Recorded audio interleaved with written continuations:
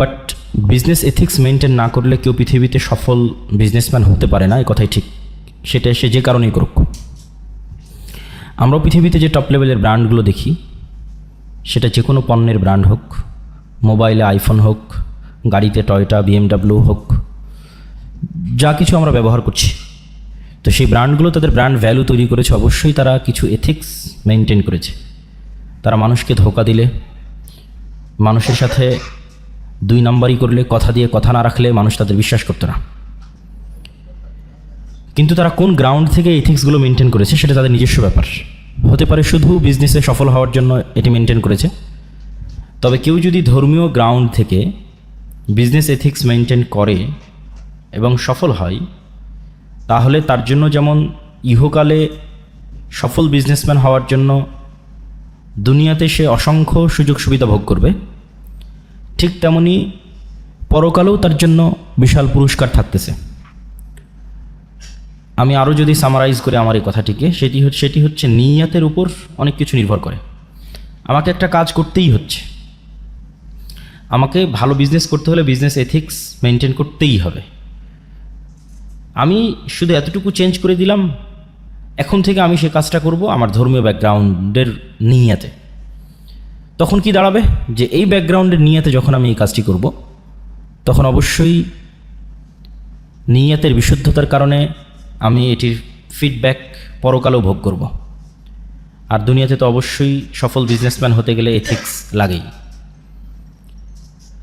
আর ইসলামের রিজিকের যেটা টার্মস অ্যান্ড কন্ডিশন, রিজিকের যেটা সংজ্ঞা এবং রিজিক পাওয়ার যে পথ পদ্ধতি, সেটাও যদি আমরা গভীরভাবে অবলোকন করি, তাহলে আল্লাহ সুবহানাহু তাআলা বারবার এই সমগ্র পৃথিবীতে ছড়িয়ে ছিটিয়ে থাকা রিজিকগুলোকে তার দিকে সম্পৃক্ত করেছেন। তথা আজকের পৃথিবীতে যত ধনী মানুষ আছে, তারাও আল্লাহর রহমত এবং বরকত, আল্লাহর দেওয়া রিজিক অন্বেষণ করেই, আল্লাহর দেওয়া রিজিক গ্রহণ করেই তারা ধনী হয়েছে। কেননা আসমান এবং জমিনের পুরো সিস্টেম আল্লাহ সুবহানাহু তাআলা কর্তৃক নিয়ন্ত্রিত। আমাদের সবচেয়ে বড় হতাশার জায়গা হচ্ছে যে আমরা নিজেদেরকে আল্লাহ সুবহানাহু তাআলার এত নিকটের দাবি করলেও, আল্লাহ সুবহানাহু তাআলার সাথে আমাদের সম্পর্ক এত মজবুত দাবি করলেও, তার এই বিশাল দয়া এবং রহমত যে পৃথিবীতে ছড়িয়ে ছিটিয়ে আছে, সেটি অন্বেষণ করতে আমরা সবচেয়ে পিছিয়ে, সবচেয়ে অলস। তাহলে আমি কিভাবে এটি দাবি করতে পারি যে আমি আল্লাহ সুবহানাহু তাআলার খুব কাছের বা খুব প্রিয়, বা আমি আল্লাহ সুবহানাহু তাআলাকে ভালোবাসি? এটি দাবি করলে সেটির সত্যতাও তো রাখতে হবে। সেটির সত্যতার অবশ্যই একটি মানদণ্ড এটি হতে পারে যে পৃথিবীতে যে রিজিকগুলো ছড়িয়ে আছে, সেই রিজিকগুলোকে আমি এই জন্য অন্বেষণ করার চেষ্টা করতেছি যেগুলো আল্লাহ সুবহানাহু তাআলার দয়া এবং রহমত। আর এটির কথাই কিন্তু কোরআনে আল্লাহ সুবহানাহু তাআলা বহু জায়গায় বলেছেন। প্রথমত রিজিককে যে তিনি তার দিকে নিসবাত সম্পৃক্ত করেছেন, সেটির দিয়ে একটি আয়াত বলি, নাহনু নারযুকুকুম ওয়া ইয়্যাহুম। আল্লাহ সুবহানাহু ওয়া তাআলা বলেন, লা তাকতুলু আওলাদাকুম খাশিয়াতা ইমলাক। তোমরা তোমাদের সন্তানদেরকে দারিদ্রতার ভয়ে হত্যা করিও না। জাহিলি যুগে সন্তানকে জীবন্ত হত্যা করা হতো, আর আমাদের যুগে মায়ের পেটে থাকতে আবর্ষণ করা হয়। ডিফারেন্স এতটুকুই। তখন যান্ত্রিক সভ্যতা এতটা উন্নত ছিল না, কিন্তু তখনও মনুষ্যত্বহীন মানুষেরা ছিল, এখনও মনুষ্যত্বহীন মানুষেরা আছে। তখন চোখে দেখা যেত জীবন্ত মানুষকে মাটিতে পুঁতে দিলে। এখন যেহেতু মেডিকেল এবং প্রযুক্তির উন্নতির কারণে যান্ত্রিকভাবেই সন্তানকে হত্যা করা যাচ্ছে, সেহেতু এটি চোখে পড়ে না। তো আল্লাহ সুবহানাহু তাআলা সন্তানকে হত্যা করতে নিষেধ করছেন। কিসের ভয়ে? দারিদ্রতার ভয়ে। এটা হলো আমাদের মূল পয়েন্ট। যে আমার যদি 4-5টা সন্তান হয়, 3-4টা সন্তান হয়, তারা আমার একই বেতন দিয়ে আমি কয়জনকে চালাবো? এই লিমিটেড বেতন দিয়ে, এই লিমিটেড রিজিকের সোর্স দিয়ে আমি কয়জনকে চালাবো? ফলত আমি সন্তান কম নিব, বা আসলেও তাকে নষ্ট করব। তখন আল্লাহ বলতেছেন, নাহনু নারযুকুকুম ওয়া ইয়্যাহুম। হে মানুষ, তুমি যে এখন পৃথিবীতে স্টে করতেছো, তোমার রিজিকের মালিকই তো এখন পর্যন্ত তুমি না। তুমি যে তোমার রিজিকের মালিক, এটি ক্লেইম করার চান্স তোমাকে দিচ্ছি না। যে কোনো মানুষ ক্লেইম করবে যে আমার রিজিকের আমি মালিক, এটার কোনো সুযোগ নাই। আল্লাহ বলতেছে যে তোমার রিজিকেরও তো আমি মালিক। তো যেহেতু তুমি তোমার নিজের রিজিকের মালিক না, তাহলে কেমনি তুমি চিন্তা করতে পারো আরেকজন মানুষ যে পৃথিবীতে আসবে তার রিজিক নিয়ে তুমি চিন্তিত হতে পারো? ওটা তো আরও ইললজিক্যাল। তো আল্লাহ সুবহানাহু ওয়া তাআলা পুরোপুরি রিজিকের দায়িত্বটা তার নিজের উপর নিয়ে নিলেন। আল্লাহ সুবহানাহু ওয়া তাআলা আরও বলেন, ওমা মিন দাব্বাতিন ফিল আরদি ইল্লা আলাল্লাহি রিজকুহা। আসমান এবং জমিনে বিচরণশীল এমন কোনো প্রাণী, কীট পতঙ্গ, পশু পাখি, জীবজন্তু, জানোয়ার, মানুষ, জিন, এমন কোনো প্রাণী নাই যার রিজিকের সিস্টেম আল্লাহ নির্ধারণ করে দেননি। এই পৃথিবীর ইকোসিস্টেমের মধ্যে তার রিজিকের ব্যবস্থা আছে।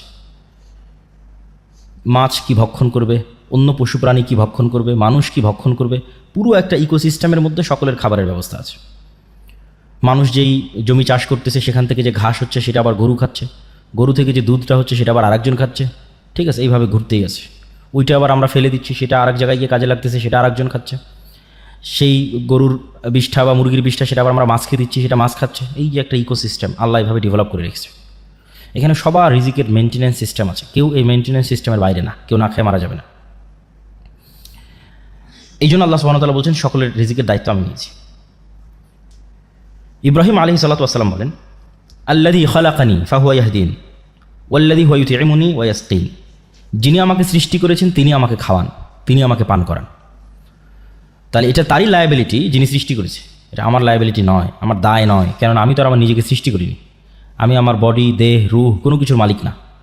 আমার কাছে এরকম কোনো ডিসিশন নেওয়ার চান্স ছিল না, অপশান ছিল না, না আমার বাবা মায়ের কাছে অপশান ছিল না যে একটা মেশিন, সেই মেশিনে বাবা মা বাটন চাপতেছে যে ঠিক আছে আমি সাদা রঙের, কালো চুলের, এত ফিট হাইটের, ঠিক আছে, এই রকম চোখের একটা ছেলে সন্তান চাই, একটা মেয়ে সন্তান চাই।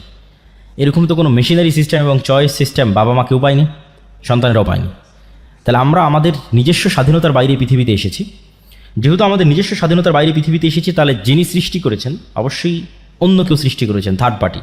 তাহলে আল্লাযী হুয়া খালাকানি, যিনি আমাকে এই পৃথিবীতে পাঠিয়েছেন আমার নিজের ডিসিশন ছাড়া এবং আমার বাবা মায়ের ডিসিশন ছাড়া, তাদের কোনো প্রকার সিদ্ধান্ত নেওয়ার কোনো রাস্তা ছাড়াই যিনি পাঠিয়েছেন, এটা তার লায়াবিলিটি, তিনি খাওয়াবেন কীভাবে। তবে যেহেতু পৃথিবীতে সব জায়গায় আল্লাহ রিজিক ছড়িয়ে রেখেছেন, এই জন্য আল্লাহ আদেশও দিয়েছেন যে তোমাদের চেষ্টা করতে হবে।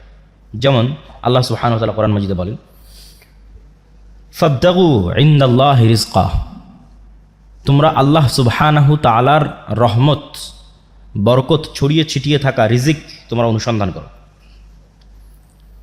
ফাইদা কুদিয়াতিস সালাত ফান্তাশিরু ফিল আরজ ওয়াবতাগু মিন ফাজলিল্লাহ, যখন সালাত শেষ হয়ে যায় তখন তোমরা সমগ্র পৃথিবীতে ছড়িয়ে পড়ো, কেননা পৃথিবীর প্রত্যেকটা ইঞ্চি জায়গাতে আল্লাহ সুবহানাহু তাআলার রিজিক ছড়িয়ে ছিটিয়ে আছে।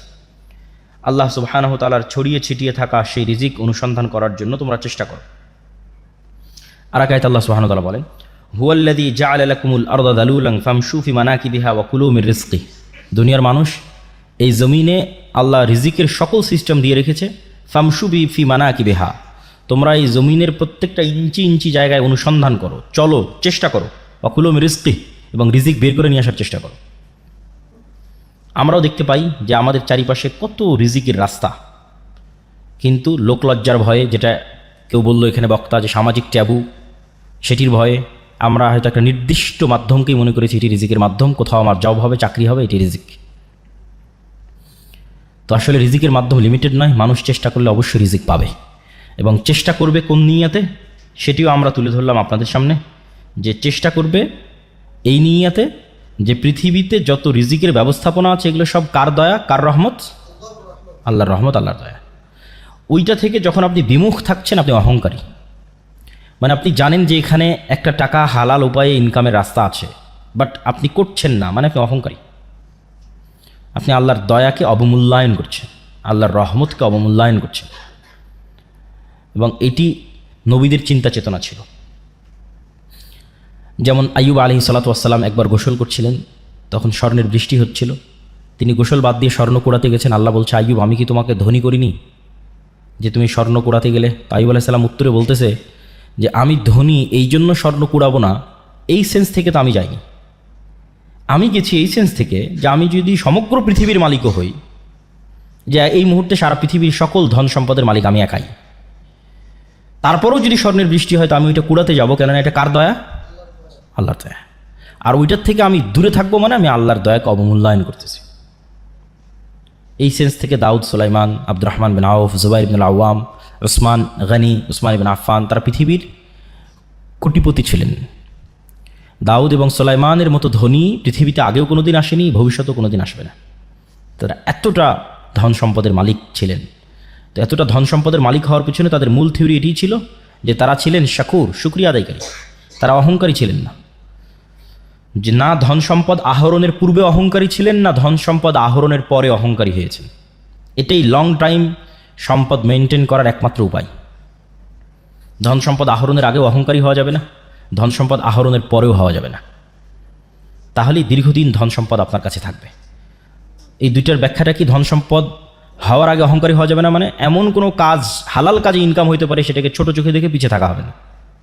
যে কোনো হালাল কাজকে যখন আপনি ছোট চোখে দেখে পিছিয়ে থাকবেন, তখন আপনি অবশ্যই অহংকারী, এই জন্য পিছিয়ে আছেন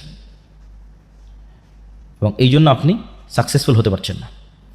আর দ্বিতীয় যেটি, সেটি হচ্ছে ধন সম্পদ হওয়ার পরে অহংকারী হওয়া যাবে না। আল্লাহ সুবহানাহু ওয়া তাআলা বলেন, ইন্নাল ইনসানা খুলিকা হালুআ, আমি মানুষকে দুর্বল করে সৃষ্টি করেছি। ওয়া ইযা মাসসাহুশ শাররু জাজুআ, যখনই বিপদ আপদ মানুষকে ঘিরে ধরে সে হতাশ হয়ে যায়। ওয়া ইযা মাসসাহুল খায়রু মানুআ, আর যখনই টাকা পয়সা বেশি হয়ে যায় অহংকারী এবং কৃপণ হয়ে যায়। তাহলে এই যে মানুষের দুইটা ডাইমেনশন, যে যখন চারিদিকে বিপদ ভীত সন্ত্রস্ত, যখন চারিদিকে টাকা পয়সা কৃপণ অহংকারী, এই দুটোই আল্লাহ অপছন্দ করেছে। এটা দুর্বল ব্যক্তিত্বের পরিচয়ক। আর শক্তিশালী পার্সোনালিটির পরিচয় কি? চারিদিকে বিপদ আপদ দেখলেও সে ভীত সন্ত্রস্ত হয় না, হতাশ হয় না, তার সৃষ্টিকর্তা আল্লাহর প্রতি ভরসা রাখে। আবার যখন কোটি কোটি টাকার মালিক হয়, তখনও সে অহংকারী, পাপাচারী, অপচয়কারী হয় না, তখনও সে তার ন্যায় নিষ্ঠা বজায় রাখে। এই ব্যক্তিত্ব অর্জন করতে পারলে আপনার ধন সম্পদ আপনার কাছে দীর্ঘদিন কন্টিনিউ করবে। সম্মানিত উপস্থিতি, আমি আমার বক্তব্যকে দীর্ঘায়িত করতে চাই না। রিজিক অন্বেষণের প্রতি উৎসাহিত করতে গিয়ে একটি ছোট্ট ঘটনা বলে আমার বক্তব্য শেষ করবো ইনশাল্লাহ।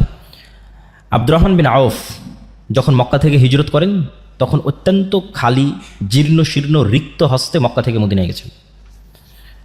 মদিনায় যাওয়ার পর তিনি এক আনসারি মানে সাহায্যকারী, ইনভেস্টর, বেশিরভাগ আনসারি ছিল ইনভেস্টর। আর বড় বড় ব্যবসায়ীরা সব ছিল মক্কা থেকে আসা। কেননা by default, by nature, by born মক্কার কুরাইশরা হচ্ছে বিজনেসম্যান, যেটা আপনারাও জানেন যে আমাদের নবীর স্ত্রী খাদিজা রাদিয়াল্লাহু তাআলা আনহা অনেক বড় বিজনেসম্যান। আল্লাহর নবী তার বিজনেসের দায়িত্ব পালন করেছে, তিনিও বিজনেস বোঝেন। ঠিক আছে, বদরের যুদ্ধ হলো কেন? আবু সুফিয়ানদের কন্টিনিউয়াস বিজনেস চলতো সিরিয়ার সাথে। ওই বিজনেস যে রুটটা ছিল, ওই রুটটা আল্লাহ নবী ব্লক করে দিয়েছিল। কেননা রাসূল সাল্লাল্লাহু আলাইহি ওয়াসাল্লামের সাথে আবু সুফিয়ানদের যে দ্বন্দ্ব ছিল, এটা শুধু ধর্মীয় দ্বন্দ্ব ছিল না। ঠিক আছে, এটার মধ্যে টাকা পয়সা সম্পৃক্ত ছিল, দুনিয়া সম্পৃক্ত ছিল, পাওয়ার সম্পৃক্ত ছিল। আপনারা অবশ্যই জানেন যে মক্কা হচ্ছে এইদিকে পশ্চিম, না পশ্চিম তো এইদিকে নাকি? মক্কা হচ্ছে এই পাশে আর মদিনা হচ্ছে এই পাশে, আর এখানে হচ্ছে সিরিয়া। তো মক্কায় হচ্ছে কুরাইশরা থাকে, তারা সমুদ্রের ধার দিয়ে, লোহিত সমুদ্রের ধার দিয়ে সিরিয়াতে বিজনেস করে। তো এই বিজনেস রুটে মধ্যে মদিনা। তো যখন মুহাম্মদ সাল্লাল্লাহু আলাইহি ওয়াসাল্লাম মক্কা থেকে হিজরত করে মদিনায় আসলেন, তখন তিনি বিজনেস রুট বন্ধ করে দিলেন। তো ওরা বিজনেস করবে কীভাবে? তখন তো যুদ্ধ অনিবার্য। এই জন্য কিন্তু বদর, উহুদ থেকে বাকি যে যুদ্ধগুলো হয়েছে, এই যুদ্ধগুলো এই কারণে যে মদিনা যত বেশি পাওয়ারফুল হবে, মক্কার ব্যবসা তত সংকীর্ণ হয়ে যাবে, কেন ব্যবসায় চলতো সিরিয়ার সাথে। তো এরা by nature, by default business করা জানতো। তো ওরা যখন ওখান থেকে মদিনায় আসছে, তখন মদিনার মানুষেরা টাকা পয়সা দিয়ে ইনভেস্ট করেছে। ঠিক আছে, তোমরা বিজনেস করো।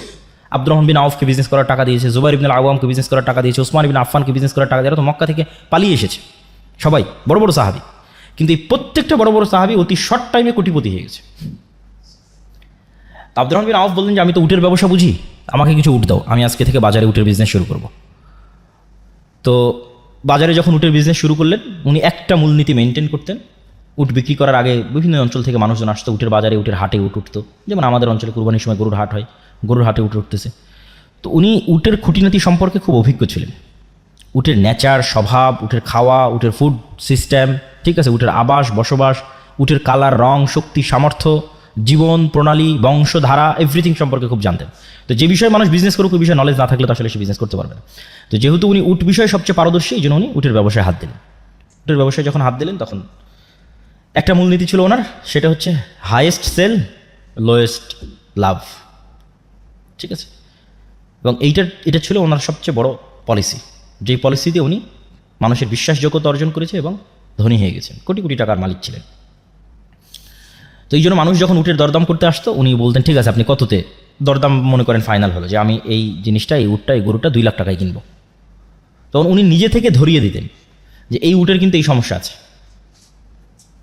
তখন গ্রাহক আরও দাম কমাতো। তারপরে ধরেন 1,80,000-তে ফাইনাল হলো, উনি আর একটা সমস্যা ধরাই দিতেন। উনি বিক্রি করতেছেন, বাট উনি আবার সমস্যা ধরাই দিচ্ছেন। এটার মূল কারণটা ছিল উনি হচ্ছে অল্প মার্জিন লাভে জিনিস ছেড়ে দিতে চান, আর ওই কাস্টমারের বিশ্বাসযোগ্যতা অর্জন করতে চান, যেন ওই কাস্টমার ভুলেও আর সেকেন্ড কারো কাছে উট কোনোদিন ক্রয় করতে না যায়। তো ওনার প্ল্যান এটাই যে আমি যদি একটা পণ্য বিক্রি করে 500 টাকা লাভ করি, আর সেই জায়গায় যদি আমি 1000টা পণ্য বিক্রি করতে পারি 1 টাকা করে লাভ করি, তাহলে 1000টা পণ্য বিক্রি করলাম 1 টাকা করে লাভ করলাম, লাভ হলো 1000 টাকা। একটা পণ্য বিক্রি করলাম, একটা পণ্যতেই 500 টাকা লাভ করলাম, মানুষের বিশ্বাসযোগ্যতা অর্জন করতে পারলাম না। কোনোদিন মানুষ আশেপাশের বাজার তদন্ত করে আমার রেটটা যদি বেশি মনে হয় বা আমার কোনো ফলস ধরা পড়ে, সে আমার কাছে আর দ্বিতীয়বার আসবে না। তো দ্বিতীয়বার আমি কাস্টমারটাকে হারিয়ে ফেললাম, একবারের বেশি লাভ করতে গিয়ে আমার লং টাইম বিজনেসের যে ধারা সেটি ধ্বংস হয়ে গেল। তো এই জন্য আমাদেরকে সবসময় লং টাইম প্ল্যান রাখতে হবে, দীর্ঘমেয়াদী প্ল্যান থাকবে, অল্প লাভে বেশি সেল করার পরিকল্পনা রাখতে হবে এবং বিশ্বাসযোগ্যতা অর্জন করার চেষ্টা করতে হবে। তাহলে অবশ্যই ব্যবসাতে বরকত হবে।